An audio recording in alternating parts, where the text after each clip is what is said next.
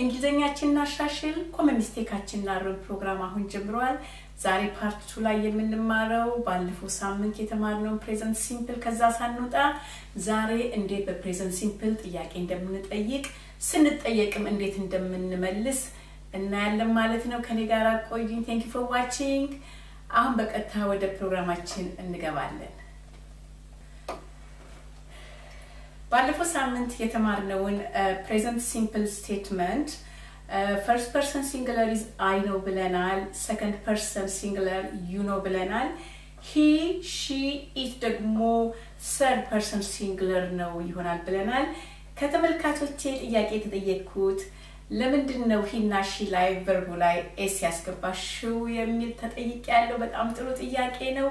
አሁን ይሄንን ለምን እንደገባ እነግራችኋለሁ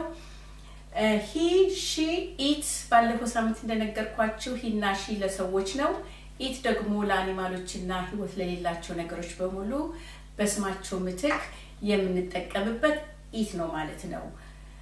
እና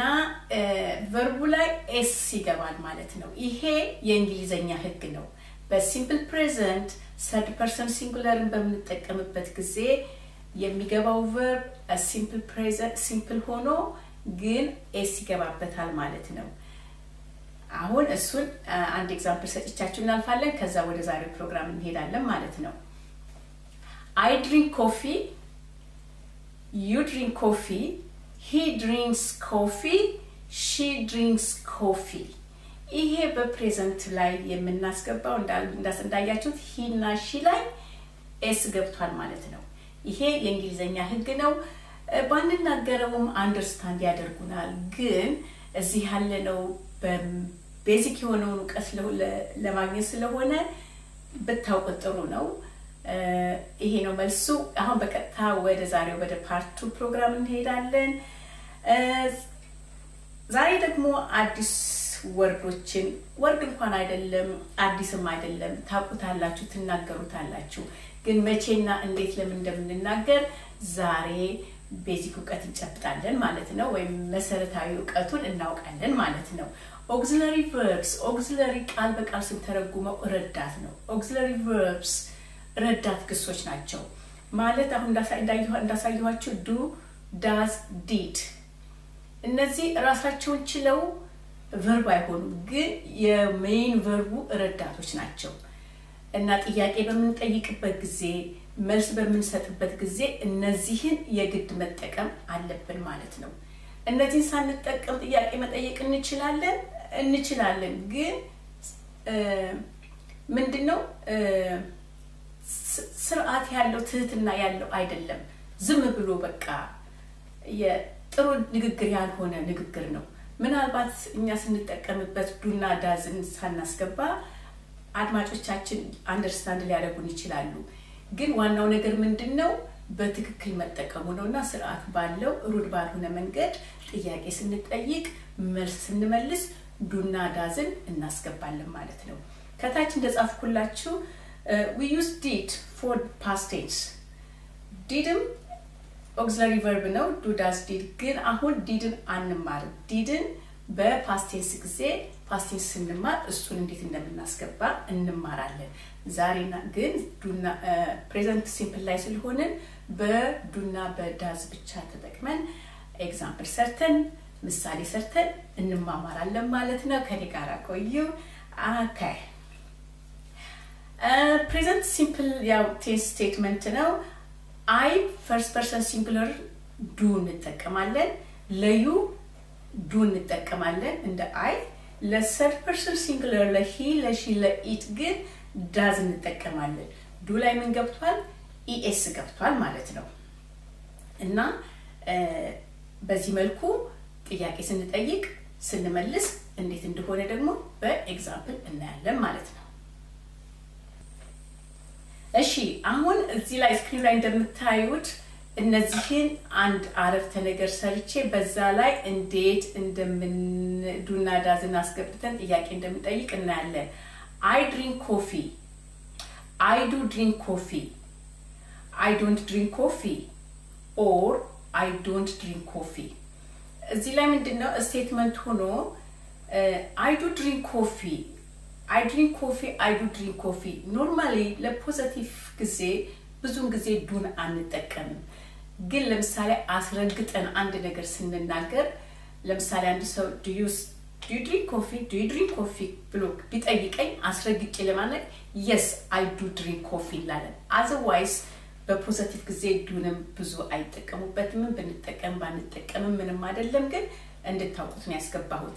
በኔጌቲቭ ጊዜ ግን የግድ እንጠቀማለን I don't drink coffee or accent ሲነገር ብዙን ጊዜ የውጪ ሰዎች I do not drink coffee አይሉ I don't drink coffee I don't drink coffee እና እዛ በአፖስትሮፍ ቲ ያስገብተው ኦን ያጠፋታል ማለት ነው ይሄም ያው እንግሊዝኛችን እንዲያሻሽን ስለምንሄድ እንድታውቁት ነው I do not drink coffee it is okay it is perfect ግን as a native ለመናገር ስንፈልግ I don't drink coffee በተለይ ብዙ ጊዜ የተጻፉ ነገሮች የተጻፉት ስናነብ ብዙዎቹ በዱን ኖት አይጽፉትም don't ነው የሚሉት ማለት ነው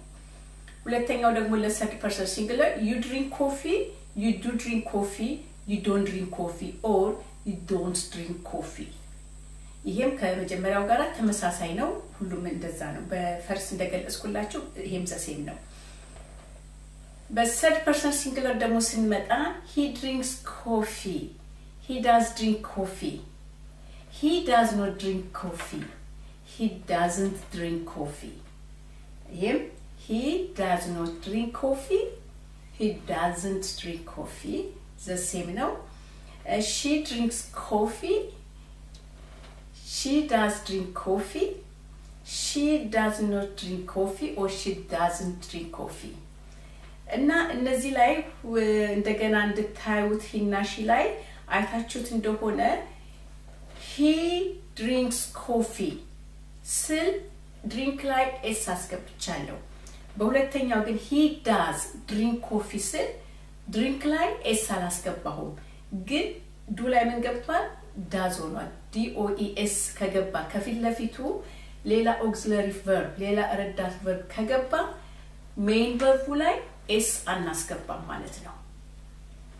ግን ኖርማሊ he drinks coffee ስንል s ይገባል ግን auxiliary verb ከፊቱ ሌላ ረዳት ስናስገባ ምን ይሆናል ያኛው he does ሆነ ማለት ነው drink ምን ይሆናል እንዳለ drink ይሆንና drink coffee ይሆናል በሺም she drinks coffee she doesn't drink coffee DOES ሆኖ drink ምን ሆነ ያለ s ተቀመጠ ማለት ነው she does not drink coffee or she doesn't drink coffee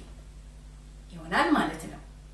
አሁን ወደ ቀጣይ ወደ ሶስተኛው እንገባለን ማለት ነው እዚህ ደግሞ present simple statement question do does plus subject verb positive answer ሲሆን ደግሞ yes plus subject do does plus verb negative ሲሆን ደግሞ no plus subject plus do or does plus not plus verb ይሄ እንግዲህ ፎርሙላው ነው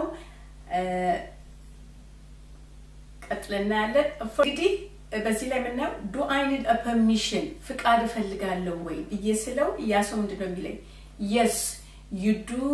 need a permission ይላል ማለት ነው ባጭሩ yes you do እዚህ ላይ verbu ምንድነው need when ማስፈልገኝ ኮርስ no you don't need a permission አሁን ምንድነው ጠይቀው do I need a permission no ሲሆን ደግሞ no you don't need a permission የለም ፍቃድ አያስፈልግሽም ማለት ነው በአማርኛው በቀላሉ ስንተረጉመው ማለት ነው no you don't ባጭሩ no you do not ከዛ or ምንድነው ብያለሁ no you don't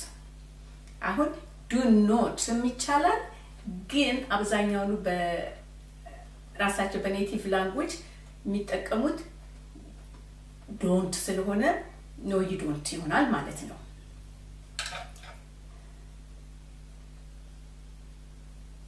second person singular ደግሞ ስናይ second person do you drink coffee እዚህ ላይ በስተቀኝ ላይ ያስቀመጥኩላችሁና ኤክስ ያደረኩት ከቀድም ነግሬያችኋለሁ you do drink coffee ይሄ ሪስፔክት አነጋገር አይደለም ምናልባት ጠያቂ ስትጠይቋቸው ምን ለማለት እንደፈለጋችሁ ይገባችኋል ግን ይሄ ሩድ ነው ጥሩ አይደለም do you drink coffee yes I do drink coffee or ባጭሩ yes I do የማይጠጣ ከሆነ ደግሞ do you drink coffee no I don't no I don't drink coffee I don't ወይም I do not ይላል ማለት ነው the third person singular ላይ ደግሞ ስንመጣ third person singular ላይ does ነው የሚሆነው ብለናል አሁን ፋሚሊየር ሆነናል ለዚህ does he study yes he does study or yes he does የማይማር ከሆነ ደግሞ does he study no he does not study or no he does not ወይም no he doesn't ላለን ማለት ነው አጭር አሁን ደግሞ present simple with be a question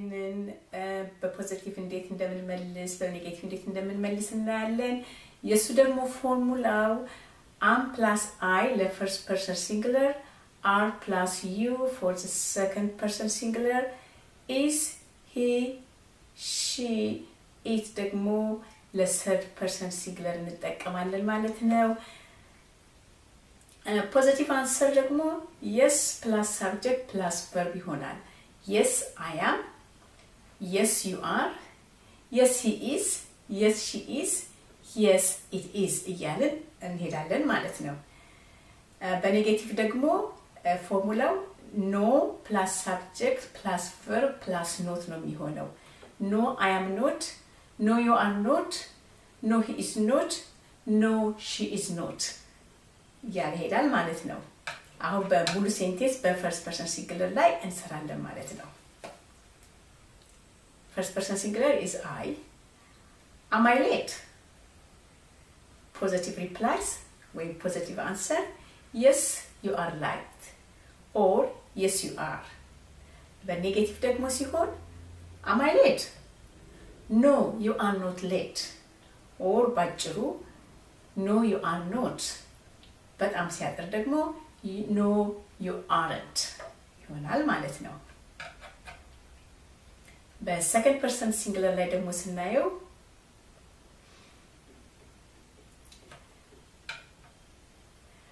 you second person singular are you a teacher yes I'm a teacher or ባጭሩ yes I am negative ሲሆን ደግሞ ወይ negative answer ወይ negative reply ሲሆን ደግሞ no I am not a teacher ባጭሩ or no I am not እዚህ ላይ no I am not ስንል እንደ you aren't እና he isn't or she isn't አያጥርም እንዳለ ነው የሚቀመጠው no I'm not ነው የሚሆነው ማለት ነው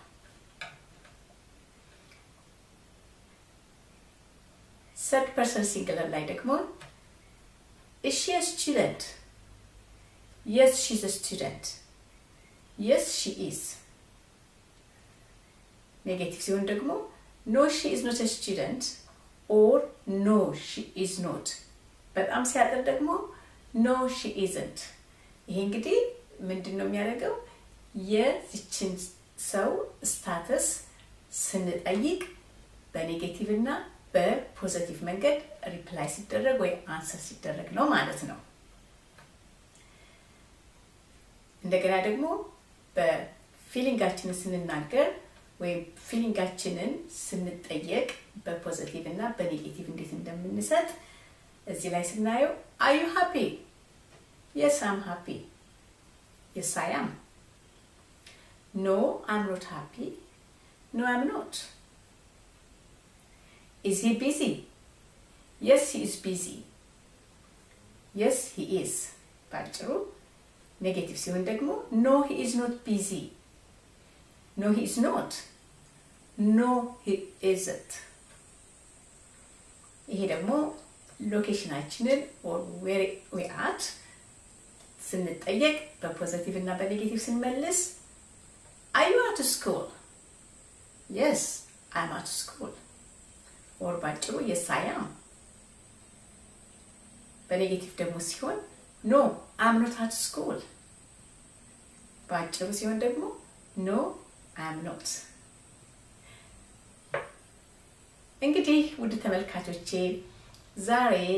በፕሬዘንት ሲምፕል እንዴት ስቴትመንት እና verb to be እንዴት ጥያቄ እንደምንጠይቅ እንዴት እንደምንመልስ በፖዚቲቭ በኔጌቲቭ ተምረናል በዚህ ላይ ደግሞ ተጨማሪ word auxiliary verbs ዱና ዳዝን እንዴት በፕሬዘንት ሲምፕል ስቴትመንት ጥያቄና መልስ ላይ እንደምንጠቀም ተምረናል verb to be ላይ እንደምንጠቀም ደግሞ ተምረናል በሞላ ጎደል ፕሬዘንት ሲምፕልን